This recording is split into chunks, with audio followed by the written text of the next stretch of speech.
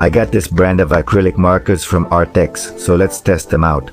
Let's draw some really epic and satisfying clouds that anyone can draw, because they are actually very easy. What I love about this box of markers is that most of them are pastel colors, so it gives a really cute, really kawaii effect, perfect for making anime style drawings. That's why these clouds are going to look like those anime landscape clouds. By the way, if you like this kind of video, you can give me a nice like. That motivates me to keep making more. I start by painting the background with these beautiful colors, which are also easy to blend together.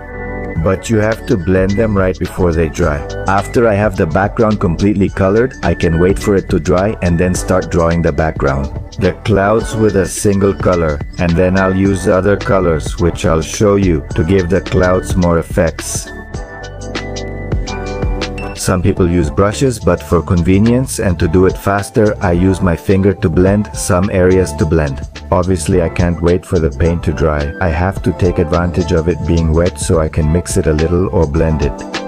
I use colors, mostly pastel colors, violet, blue, and some warm tones as well to give it that anime style effect since, well, in this video, the intention isn't to draw super realistic clouds, but rather more cartoonish ones. Something easy and simple so that anyone can do it, no matter their age or whether you're a beginner, intermediate, or advanced. In drawing, tell me in the comments what you want me to teach you to draw. In a video project, maybe a tutorial on something specific, something you love, your favorite character, your favorite anime, whatever it is. I know I specialize in short videos in shorts, but a long video every now and then might be good, if you guys like it. Here I use the white marker to add dots for stars and highlights, making it look more epic. These markers are great because they're smooth and easy to use.